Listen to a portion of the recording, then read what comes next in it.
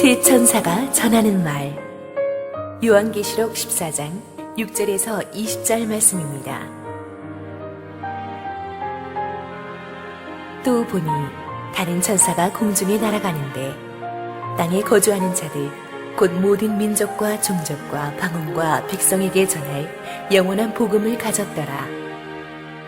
그가 큰 음성으로 이르되 하나님을 두려워하며 그에게 영광을 돌리라.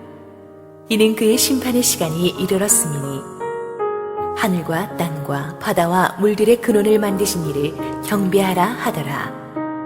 또 다른 천사 곧 둘째가 그 뒤를 따라 말하되 무너졌도다 무너졌도다 큰 성 바벨론이여, 모든 나라에게 그의 음행으로 말미암아 진노의 포도주를 먹이던 자로다 하더라. 또 다른 천사 곧 셋째가 그 뒤를 따라 큰 음성으로 이르되 만일 누구든지 짐승과 그의 우상에게 경배하고 이마에나 손에 표를 받으면 그도 하나님의 진노의 포도주를 마시리니 그 진노의 잔에 섞인 것이 없이 부은 포도주라. 거룩한 천사들 앞과 어린 양 앞에서 불과 유황으로 고난을 받으리니 그 고난의 연기가 세세토록 올라가리로다. 짐승과 그의 우상에게 경배하고 그의 이름표를 받는 자는 누구든지 밤낮 쉼을 얻지 못하리라 하더라. 성도들의 인내가 여기 있나니 그들은 하나님의 계명과 예수에 대한 믿음을 지키는 자니라. 또 내가 들으니 하늘에서 음성이 나서 이르되 기록하라. 지금 이후로 주 안에서 죽는 자들은 복이 있도다 하시매 성령이 이르시되 그러하다. 그들이 수고를 그치고 쉬리니 이는 그들의 행한 일이 따름이라 하시더라.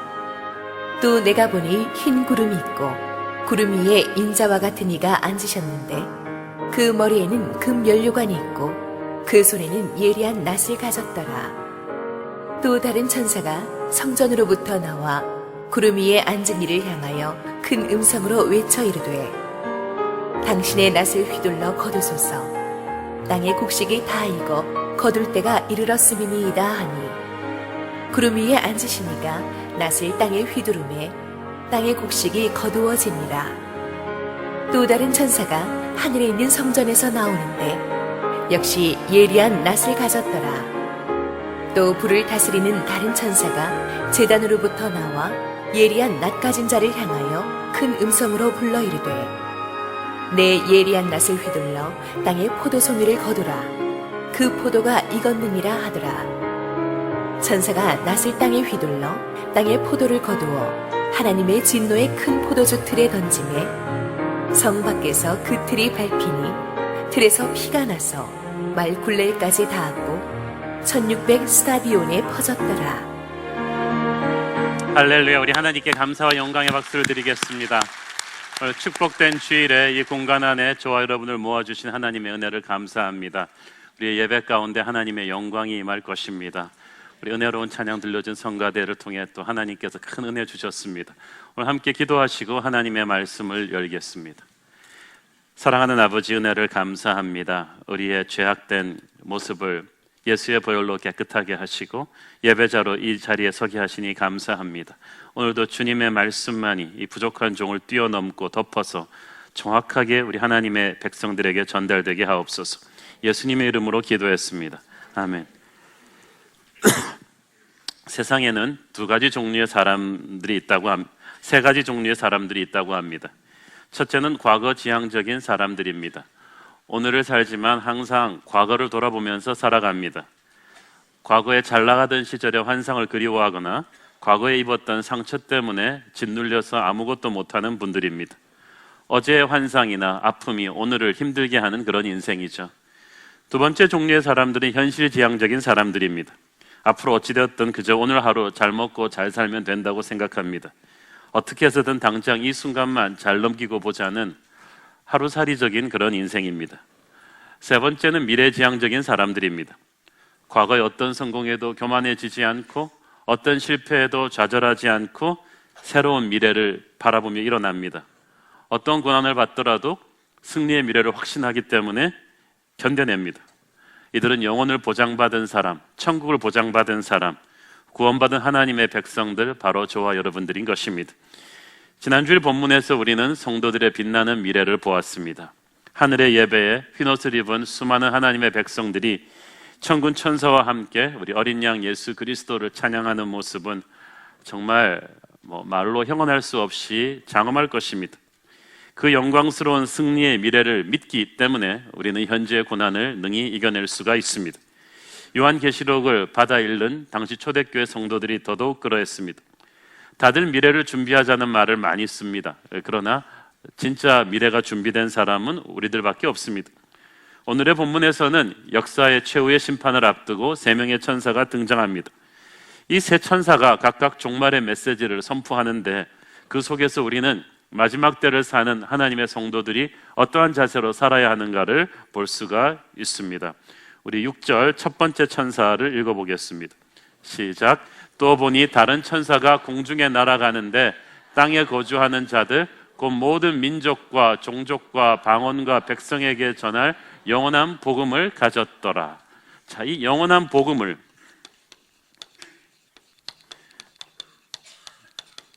복음은 반드시 전달해 주는 자가 있어요. 그 천사가 이 복음을 이렇게 들고 가는, 거의 배트맨 같은데 영원한 복음을 가진 천사가 간다. 영원하다는 말은 이 복음이 시간이 지나도 퇴색되지 않는다는 것입니다.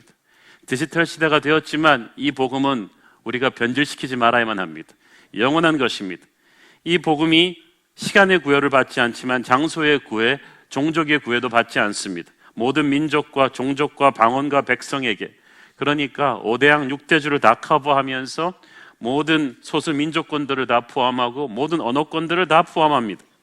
그 당시 사도 요한 시대의 그 초대교회 성도들은 참 비행기도 없었고 TV도 없었기 때문에 세계관이 좁았어요. 자기 사는 세계밖에 몰랐는데 장차 전 세계 곳곳에 복음이 전해질 것이라는 예언의 메시지를 주셨습니다. 물론 천사가 직접 복음을 전하는 것은 아닙니다. 성경에는 천사가 직접 복음을 전한 사례는 없습니다. 다만 천사는 하나님의 복음을 전하는 모든 사람들의 배후에서 역사할 것입니다. 여러분이 복음을 들고 갈 때 하나님의 사자들이 여러분과 함께 갈 거예요. 하나님의 천사가 여러분과 함께 가면서 힘을 주시고 능력을 줄 거예요. 최후 심판 날이 가까워올수록 하나님께서는 전 세계로 이 복음의 사자들을 보내실 것이고, 우리가 이렇게 전도와 선교에 열정을 쏟는 것은 바로 그런 하나님의 감동이 있어서입니다. 7절 읽습니다. 시작. 그가 큰 음성으로 이르되 하나님을 두려워하며 그에게 영광을 돌리라. 이는 그의 심판의 시간이 이르렀음이니 하늘과 땅과 바다와 물들의 근원을 만드신 이를 경배하라 하더라. 이 복음을 듣고 예수님을 믿는 자는 영원한 천국의 영광에 동참하게 되지만 거절했을 경우에는 심판에 대한 경고가 옵니다. 이는 그의 심판의 시간이 이르렀음이라. 이 말씀은 복음 전파하는 시간, 또 복음을 받는 시간이 데드라인이 있다는 것입니다. 데드라인이 있다는 것은 우리를 긴장하게 합니다. 하나님은 오래 참으시는 분이지만 영원히 기다리시는 분은 아니십니다. 복음을 받는 자나 전하는 자나 이 순간이 마지막일 수도 있다는 절박감을 가져야만 합니다. 하나님을 두려워하고 하나님께 영광을 돌리며 하나님을 경배하게 하는 것이 복음 전파의 목적입니다. 즉 예배자를 만드는 거예요. 계시록의 화두는 누구를 예배할 것이냐요. 적 그리스도를 예배하든가 아니면 하나님을 예배하든가, 그 중립지대는 없습니다. 둘 중에 하나입니다. 계시록의 핵심 화두는 적 그리스도가 아닙니다. 계시록의 핵심 주인공은 예수님이시고 예수님을 예배하는 것입니다. 적 그리스도는 거짓 예배자로서 우리를 자꾸 미혹해요. 두 번째 천사는 바벨론의 멸망을 예언하죠. 8절 읽습니다. 시작.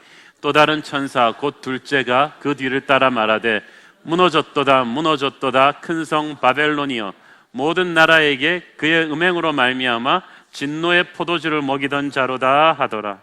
자, 바빌론은 인류 역사상 존재했던 인간의 문명이 손으로 만든 고대 문명 중에서 가장 탁월했던 문명이라고 말합니다. 고대의 건축과 정치, 경제, 문화, 군사에서 다 가장 뛰어났는데, 이 당시 그 초대교회 기독교인들에게 있어서 바벨론은 로마 제국을 지칭하는 언어였습니다. 그렇지만 넓은 의미에서 오늘날 우리에게 바벨론은 무엇입니까? 사단이 권세 잡은 이 시대의 모든 악하고 음란하고 폭력적이며 황금만능주의적 세상 문명을 총칭하는 것이라고 보면 됩니다. 그 위세가 대단하기 때문에 큰 성 바벨론이라고 했습니다. 이 바빌론이라는 이 제국의 단어는 창세기 11장에 나오는 이 바벨탑 사건에서 하나님을 대적하면서 인간의 힘으로 도전해서 만든 그 탑의 문명에서 나온 거예요. 그러므로 바벨론의 정신은 인본주의 문명의 극치, 스스로 과학과 기술과 정치, 문명, 군사력을 개발해서 하나님을 대적하는, 그렇게 하늘을 닿는 탑을 쌓겠다는 것은 하나님에게 맘먹어 보겠다는 거예요. 지금도 그 바벨론의 정신이 세계 곳곳에서 경쟁하고 있는, 누가 더 최고층 건물을 갖느냐, 두바이냐 타이완이냐 아니면 한국이냐, 그러면서 서로 높은 바벨을 쌓겠다는 고층 스카이타워 문명에도 이 정신이 들어있죠. 말세가 가까울수록 이 인본주의적 바벨론 문화는 더욱 확장될 것이라고 예언합니다. 그러나 바벨론은 반드시 멸망합니다. 무너졌도다, 무너졌도다. 이 말은 그 헬라어법으로 예언적 과거입니다. 분명히 미래의 사건인데 너무나 분명하게 이루어질 것이기 때문에 그냥 과거로 선포해버린 거예요. 무너질 것이 확실하다, 이 말이 뜻이죠. 바벨론은 왜 확실하게 무너질 수밖에 없습니까? 하나님을 섬겨야 할 모든 백성들을 하나님이 아닌 자기 자신을 섬기게 만들었기 때문입니다. 이것이 영적 음행입니다. 인간은 하나님께 예배하게 만들어졌는데 바벨론에서는 사람들이 하나님이 아닌 다른 것에 관심을 가지게 만들어 놨어요. 그래서 인간은요, 무신론자는 없어요. 반드시 누군가를 예배하고 있어요. 돈을 예배하든지 섹스를 예배하든지 폭력을 예배하든지 욕심을 예배하든지 그 모든 것을 뒤에서 조종하고 있는 궁극적으로 사단을 예배하든지 아니면 어린 양 예수 그리스도를 예배하든지, 계시록은 예배의 책이라고 말씀드렸어요. 이 세상을 예배하는 자들은 진노의 포도주, 존 스타인백의 유명한 소설 제목이죠. 진노의 포도주, 여기서 따온 거예요. 하나님의 진노의 심판을 받게 됩니다. 하나님께서는 이 바벨론 같은 세상에 취해 있는 사람들에게 끊임없이 영원한 복음을 주시면서 탈출을 요구하십니다. 선택을 요구하십니다. 복음을 듣고 세상의 환상에서 깨어나야 심판의 때에 구원받을 수 있습니다. 구원 사건은 탈출 사건이거든요. 세상으로부터 탈출하는 거예요. 멸망받을 세상으로부터 무너져가는 배에서 탈출하는 것처럼 나오는 거예요. 예레미야서 51장 6절 보겠습니다. 시작. 바벨론 가운데서 도망하여 나와서 각기 생명을 구원하고 그의 죄악으로 말미암아 끊어짐을 보지 말지어다. 이는 여호와의 보복의 때니 그에게 보복하시리라. 바벨론과 함께 멸망하지 않으려면 거기서 도망해서 나와야 된다는 거예요. 철로 역정에서 기독도가 시온성으로 가는 그 장거리 여행을 시작할 때 세속의 도시에서 도망쳐 나오잖아요. 구원은 탈출 사건이에요. 그래서 우리가 그때부터는 몸은 세상에 있지만 영은 하늘을 바라보며 사는 사람이에요. 그래서 오늘 찬양의 테마가 그것이었어요. I'll fly away. 나는 어느 고운 그 나라 침에 갈 것이다. 저 높은 곳을 향해서 가는 사람들이다. 그리고 이 세상이 아무리 화려해도, 아무리 좋은 세트장이라도 감독이 스위치 누르면 금방 폭파시켜버리는 영화 세트장처럼 순식간에 파멸되고 말 것입니다. 그러므로 우리는 이 세상을 살지만 사랑하지 말아야 합니다. 영원한 하나님에게만 애정을 두고 살아야만 합니다. 세상을 사랑하지 않는 것은 희생하는 것이 아니라 가장 현명한 일입니다. 천국을 바라보고 사는 사람은 가치관이 다르죠. 세 번째 천사가 나옵니다. 첫째 천사는 세상의 마지막으로 영원한 복음을 전했고, 둘째 천사는 바벨론의 멸망을 경고했는데, 이제 세 번째 천사의 경고가 나옵니다. 9절, 10절 같이 읽습니다. 시작. 또 다른 천사 곧 셋째가 그 뒤를 따라 큰 음성으로 이르되, 만일 누구든지 짐승과 그의 우상에게 경배하고 이마에나 손에 표를 받으면 그도 하나님의 진노의 포도주를 마시리니 그 진노의 잔에 섞인 것이 없이 부은 포도주라. 거룩한 천사들 앞과 어린 양 앞에서 불과 유황으로 고난을 받으리니. 사람들이 적 그리스도를 예배하고 세상 풍조를 따라 살았던 이유는 편하게 잘 살기 위해서였을 거예요. 그러나 그들을 기다리고 있던 것은 안식이 아닙니다. 진짜 고통의 시작이었습니다. 죽는다고 모든 게 끝나는 게 아니라 이 세상이 끝이 아니라 진짜 고통의 시작이라는 거예요. 지옥의 고통이 계속되기 때문에 쉼이 없습니다. 저는 옛날에 본 어떤 영화에서 주인공이 막 너무 고생을 많이 하다가 자살하는 게 스토리예요.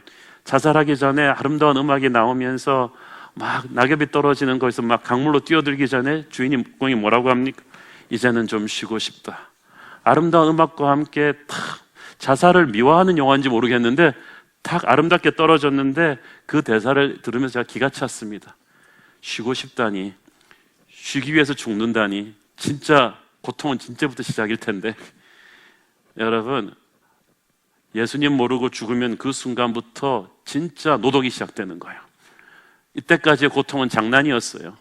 영원한 고통은 죽음 뒤로부터 시작되는 것입니다. 지옥의 무서움에 대해서 성경은 여러 가지로 경고하고 있는데 이 장에서는 한마디로 결코 쉼이 없는 곳이란 뜻입니다.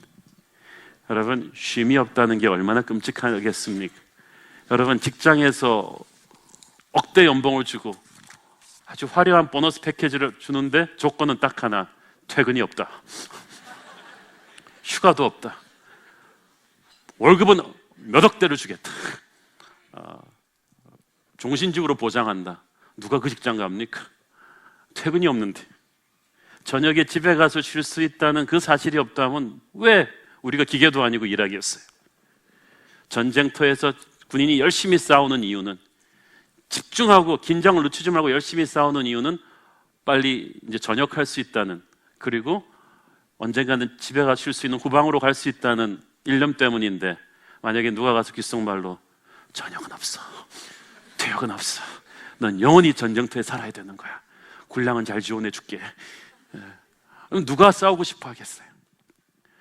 밤낮으로 쉼이 없다면, 그래서 육체적으로, 정신적으로, 감정적으로 계속해서 이 긴장, 이 스트레스를 누리면서 영원히 살아야 된다면 그게 지옥이에요. 요즘 한국에서 천국 설교 잘 안 하는데 그보다 더 안 하는 게 지옥 설교입니다. 그 누가 들으려 하겠어요? 오늘의 설교 제목은 지옥 시리즈입니다. 7주 동안 지옥에 대해서 하나씩.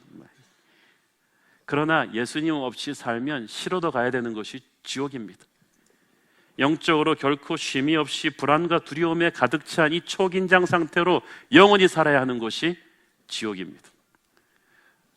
우리가 사랑하는 사람들이 그곳에 가는 것을 어떻게 볼 수 있겠습니까? 이 지옥에 대해서 우리가 분명하게 인식을 해야 전도에 열정이 생겨요. 이 지옥에 대해서 분명히 인식을 해야 가만 놔두면 거기 갈 수밖에 없던 우리가 받은 구원의 은혜가 얼마나 고마운 것인지를 알게 될 것입니다. 이걸 인식을 못하니까 구원 찬양을 불러도 맹숭맹숭한 거예요. 지옥은 우리에게 현실이었는데 그리스도의 은혜로 저와 여러분은 구원받은 거예요. 요한계시록은 천국과 지옥에 대해서 분명하게 우리에게 인식시켜 줍니다. 마지막 날을, 주님의 다시 오실 날을 성경은 추수로 표현합니다. 14절 읽습니다. 시작. 또 내가 보니 흰 구름이 있고 구름 위에 인자와 같은 이가 앉으셨는데 그 머리에는 금면류관이 있고 그 손에는 예리한 낫을 가졌더라. 예수님께서 흰 구름 위에 앉아 계신다. 성경에서 말하는 이 하늘의 구름은 항상 하늘과 땅을 다스리시는 예수님의 영광스러움을 말합니다. 쉐카이나 글로리, 하나님의 영광스러운 임재를 말하는 거예요. 만유의 통치자요 죄에 대한 승리자이시기 때문에 머리에 금면류관을 쓰고 오십니다. 손에 예리한 낫을 두셨습니다. 낫은 이 추수하는 도구죠. 하나님의 최후 심판을 집행되는 도구입니다. 마태복음 3장 12절 시작. 손에 키를 들고 자기의 타작마당을 정하게 하사 알곡은 모아 곡간에 들이고 쭉정이는 꺼지지 않는 불에 태우시리라. 자, 마지막 때를 추수에 비교하셨는데 이 추수가 알곡 추수가 있고 쭉정이 추수가 있다는 거예요. 이쪽은 구원한 받은 백성들을 모으는 추수고 이것은 하나님을 거역한 사람들을 심판되어 세우는 심판의 추수입니다. 이게 그냥 깨끗하게 된다는 거예요. 우리처럼 어중이 떠중이가 없어요. 그런데 주님께서 먼저 보여주시는 것이 이 알곡 추수예요. 15절 같이 읽으시겠습니다. 시작. 또 다른 천사가 성전으로부터 나와 구름 위에 앉은 이를 향하여 큰 음성으로 외쳐 이르되 당신의 낫을 휘둘러 거두소서. 땅의 곡식이 다 익어 거둘 때가 이르렀음이나이다 하니. 알곡 추수입니다. 곡식이 다 익어서 거두어드리는 긍정적이고 아름다운 추수죠. 하나님의 구원받은 백성들을 나팔 불 때 나의 이름을 쫙 부르시는 거예요. 마태복음 24장 30절부터 31절 시작. 그때 인자의 징조가 하늘에서 보이겠고 그때 땅의 모든 족속들이 통곡하며 그들이 인자가 구름을 타고 능력과 큰 영광으로 오는 것을 보리라. 그가 큰 나팔 소리와 함께 천사들을 보내리니 그들이 그의 택하신 자들을 하늘 이 끝에서 저 끝까지 사방에서 모으리라. 아멘. 하나님의 백성들을 지금은 온 세상으로 흩어놓으셨잖아요. 디아스포라. 하나님이 하나님의 백성들을 나그네처럼 전 세상에 흩어지면서 이 세상이 거처를 두지 말고 나그네처럼 살게 하셨어요. 복음을 전 세상에 전하기 위해서는 하나님의 백성들, 복음의 메신저들을 흩어놓는 수밖에 없었습니다. 그러나 최후 심판 날에 주님께서 흩어진 하나님의 사람들을 모두 천국으로 한데 모아 들이실 것입니다. 모든 시대, 모든 지역의 믿음의 동지들이 천국 밖에 부름받고 모이는 날, 얼마나 감격스럽고 얼마나 영광스럽겠습니다. 저는 D.L. 무디 선생님도 보고 싶고 웨슬리 선생님도 보고 싶고 그 추수꾼 믿음의 선배들을 다 보고 싶어요. 그런 축복의 추수가 있는가 하면 복음을 거절한 사람들에게 오는 진노의 추수, 쭉정이 추수가 옵니다. 17절, 18절 읽습니다. 시작. 또 다른 천사가 하늘에 있는 성전에서 나오는데 역시 예리한 낫을 가졌더라. 또 불을 다스리는 다른 천사가 제단으로부터 나와 예리한 낫 가진 자를 향하여 큰 음성으로 불러 이르되 내 예리한 낫을 휘둘러 땅의 포도송이를 거두라. 그 포도가 익었느니라 하시니라. 여기서 이 땅의 포도송이라 하면 복음을 거절한 사람들을 가리킵니다. 회개하지 않은 사람들을 가리킵니다. 짐승을 경배하던 자들입니다. 하나님의 백성을 핍박하는 자들입니다. 이들이 포도가 익었다는 것은 그들의 죄악의 절정에 달했다는 뜻입니다. 그래서 이들을 심판할 때가 되었다는 거죠. 심판이 얼마나 무섭습니까? 19절 같이 읽습니다. 시작. 천사가 낫을 땅에 휘둘러 땅의 포도를 거두어 하나님의 진노의 큰 포도주 틀에 던짐에 20절 성 밖에서 그 틀이 밝히니 틀에서 피가 나서 말굴레까지 닿았고 1600 스타디온에 퍼졌더라. 자, 익은 포도를 포도틀에 넣고 쫙 짜버리면 어떻게 되겠어요? 피 같은 붉은 포도즙이 쫙 튀겠죠. 마지막 날에 하나님께서 악인들에게 행하실 심판의 무서움이 그토록 강렬한 것입니다. 그리고 이 성 밖으로 나가 심판을 받는다고 했죠. 성경에서 성 밖으로 나간다는 것은 하나님의 임재 밖으로 끌려나간다는 거예요. 이 사람들은 하나님이 안 계신 곳에 이제 가는 거예요. 지옥이 왜 지옥인지 아세요? 하나님이 안 계신 곳이기 때문에 그래요. 아무리 힘들어도 주 예수님이 계시면은 그것은 천국이 되지만 아무리 좋은 곳에 가도 그게 하나님이 안 계시면 그때부터 지옥이에요. 그런데 이 심판의 그물에서 아무도 빠져나가지 못합니다. 1600 스타디온에 퍼졌다고 했죠. 1600 스타디온을 문자 그대로 거리로 계산하면 한 320km, 서울에서 대구까지 정도 거리가 됩니다. 그렇지만 그러면은 지옥의 넓이가 그 정도냐? 그거 아니에요. 여기서 1600 스타디온은 상징적인 숫자예요. 자, 계시록에는 상징적인 숫자가 많이 나오는데 세상을 상징하는 숫자가 4고요. 만수, fullest number, 가득 찬 숫자를 상징하는 게 10입니다. 4 곱하기 10이면 40이죠. 히브리 사람들이 그 숫자가 완전히 강조되는 것을 강조할 때 제곱을 합니다. 그래서 40 곱하기 40해서 1600이 나와요. 이것은 세상 전역으로 하나님의 심판이 퍼져나간다는 뜻이에요. 그 누구도 도망갈 수가 없어요. 모든 시대, 모든 영역, 모든 곳에 있는 모든 사람들이 다 정확하게 하나님의 심판대로 끌려나가게 된다는 뜻입니다. 이때 주님께서는 구원주가 아니라 심판주로 그들에게 임하실 것입니다. 마태복음 13장 41절 43절 시작. 인자가 그 천사들을 보내리니 그들이 그 나라에서 모든 넘어지게 하는 것과 또 불법을 행하는 자들을 거두어내어 풀무불에 던져 넣으리니 거기서 울며 이를 갈게 되리라. 그때 의인들은 자기 아버지 나라에서 해와 같이 빛나리라. 귀 있는 자는 들으라. 이 교활한 범죄자들은 세상의 법망은 피해갈 수 있을지 모릅니다. 그러나 하나님의 사자들을 속일 수는 없습니다. 아주 정확하게 한치의 실수도 없이 하나님께서 악의 세력에게 충성한 악인들을 다 갈라내서 심판하실 것입니다. 그때는 한국 사람, 미국 사람으로 나뉘는 게 아니고 돈 많은 사람, 없는 사람으로 나뉘는 게 아닙니다. 예수의 보혈을 붙잡은 사람과 그렇지 않은 사람으로 쫙 나누게 될 것입니다. 그래서 그 마지막 때에 알곡의 추수로 구원받고 천국의 상급을 받게 될 성도들, 그렇지만 지금은 말할 수 없는 고난에 처해 있는 성도들에게 하나님이 요구하시는 것은 견디는 거예요.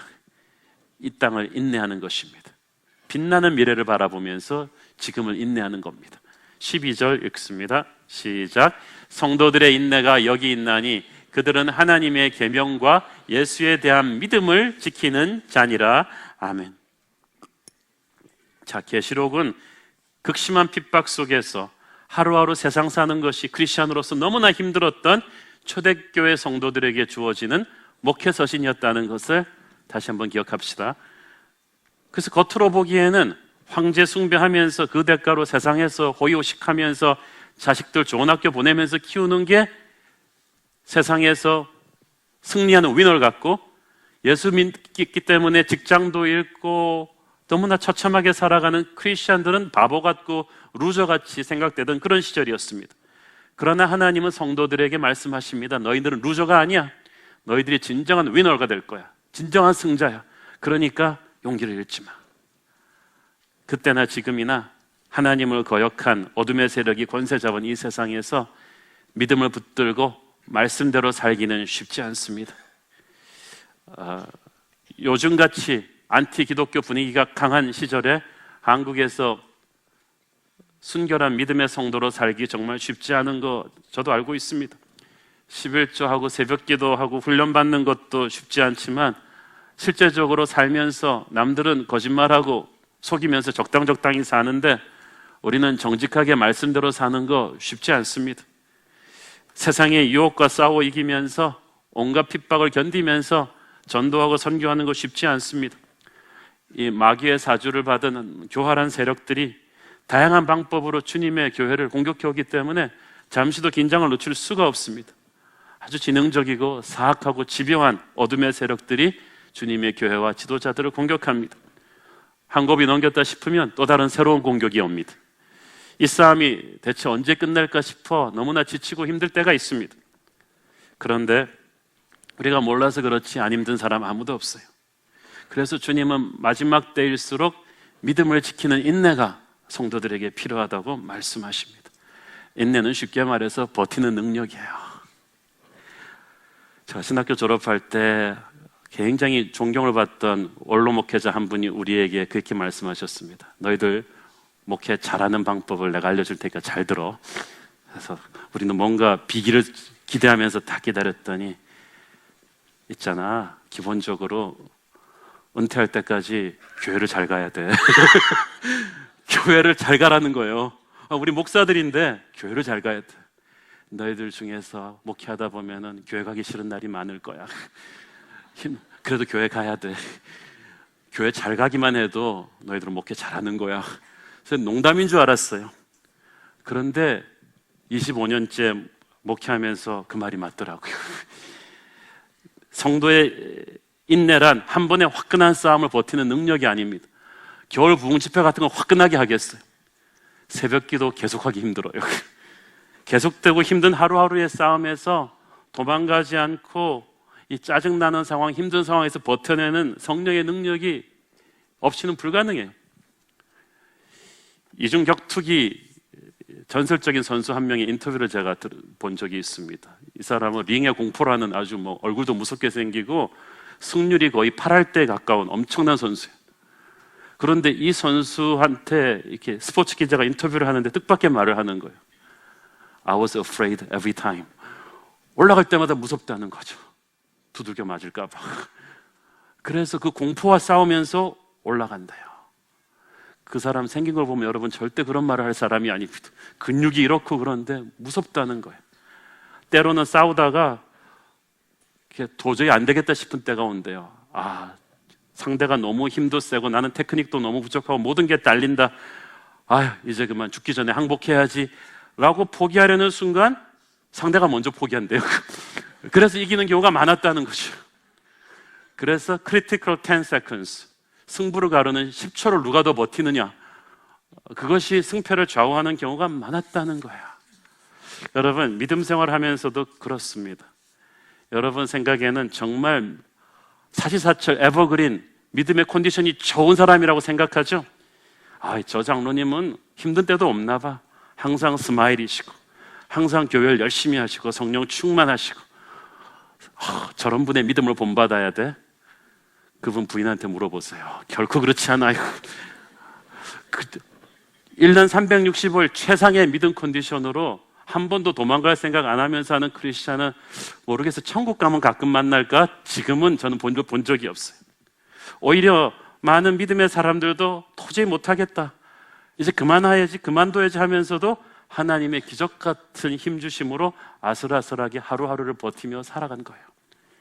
요한 웨슬리, D.L. 무디 이런 사람 한번 일기장 보세요. 거의 우울증 환자가 쓴 것 같아요. 그런데 수많은 사탄의 공격과 외로움과 정말 도망가고 싶은 것을 하루하루 그냥 간신히 은혜로 일어나고 요한 웨슬리는 그 설교하러 올라갈 때마다 영적인 공격이 너무 심해가지고 나 도저히 설교 못하겠다, 이런 때가 한두 번이 아니었대요. 설교를 하면서 그 어둠이 사라지는 거예요. 우리는 결말을 모르고 싸우는 세상 사람들과는 달리 빛나는 미래를 알고 있습니다. 그래서 견디는 거예요. 여러분 보기에 저는 어떠세요? 상태 좋은 것 같으세요? 여러분 저를 너무 믿지 마세요. 주일마다 강단에서는 씩씩한 척 외치지만 정말 속으로는 두렵고 떨리고 힘들어서 도저히 못하겠다는 생각이 한두 번이 아니었습니다. 제가 10년 전에 제 일기를 봐도 그랬어요. 근데 그때 도망가 버렸더라면 어떻게 됐겠어요? 내가 그래서 과연 이렇게 약한 마음으로 하나님의 일을 할 자격이 있을까? 3,000명의 성도를 목양할 자격이 있을까? 도저히 아니죠. 어떤 우리 성도들을 만나면 너무나 믿음이 좋으셔서 제가 눈물이 날 때가 있습니다. 속으로 운전하고 오면서 그 생각이 나는 거예요. 왜 저분이 목사가 아니고 내가 목사지? 저분은 세상 직장에서 일하면서도 저렇게 저 힘든데 믿음을 지키시고 일하시는데 나는 녹을 받는 목사가 나는 왜 이 모양이지? 왜 하나님이 저분한테는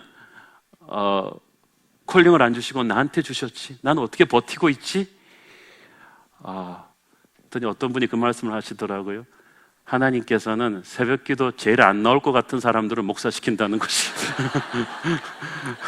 하나님이 일을 하면서 붙들어 놓는 거예요. 우리는 100% 하나님의 은혜로 하루하루를 이겨내고 있습니다. 인내를 가지십시오. 히브리서 12장 1절을 보세요. 시작. 이러므로 우리에게 구름같이 둘러싼 허다한 증인들이 있으니 모든 무거운 것과 얽매이기 쉬운 죄를 벗어버리고 인내로써 우리 앞에 당한 경주를 하며, 인내요. 버텨야 돼요.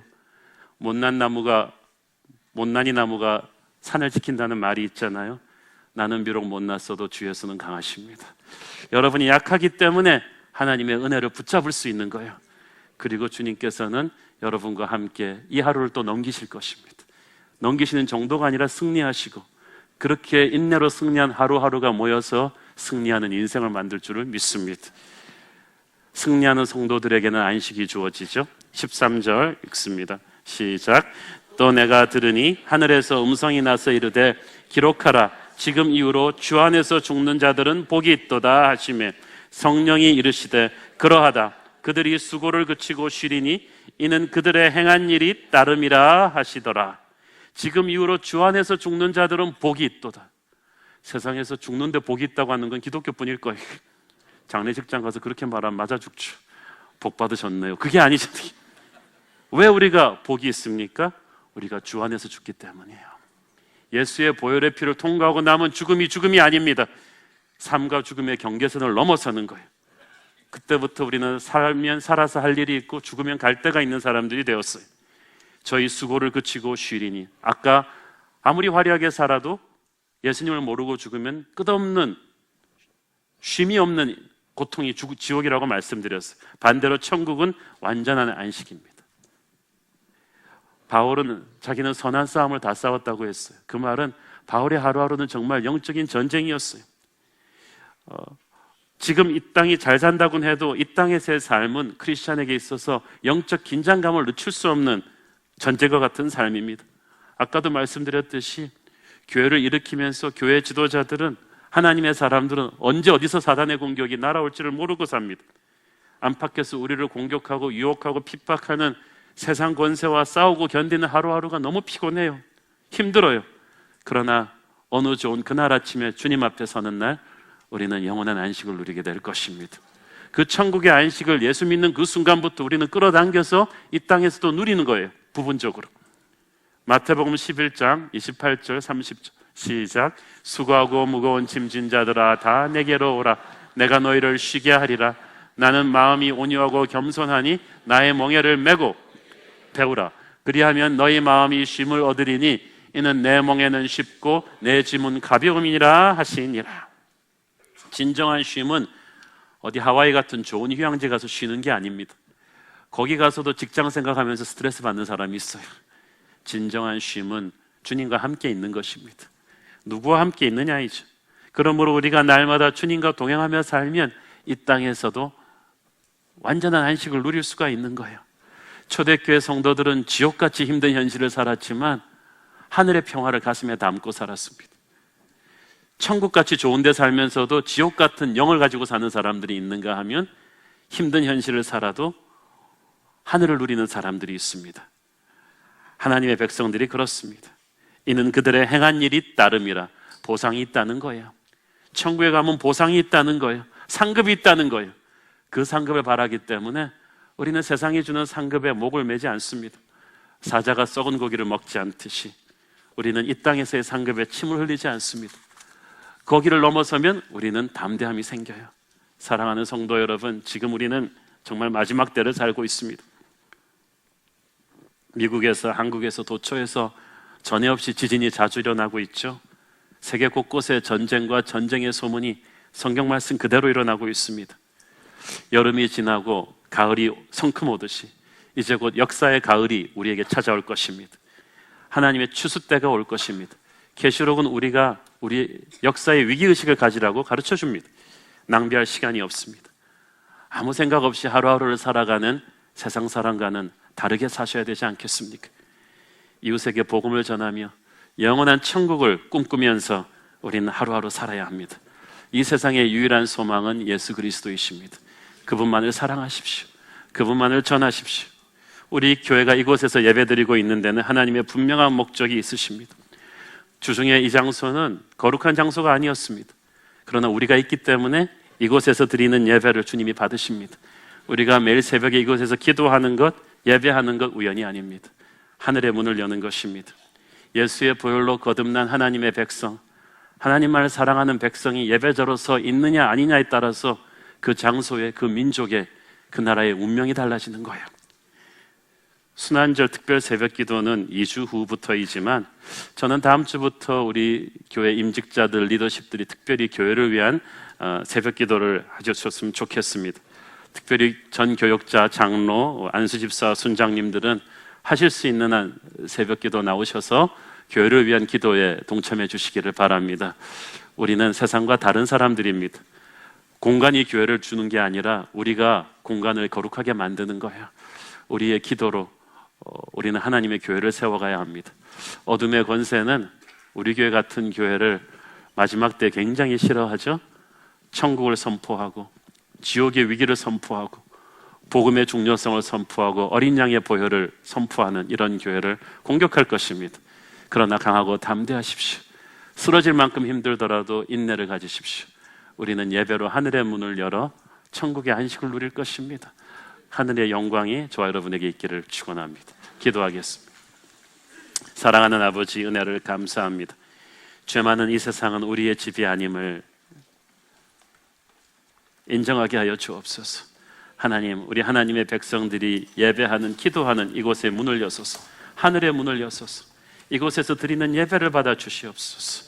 예배를 통하여 우리가 살아나게 하여 주시고 어두운 세상의 권세가 밀려나가게 하여 주시고 세상 속에 살지만 세상을 사랑하지 않는 깨끗한 하나님의 백성들로 세워 주옵소서.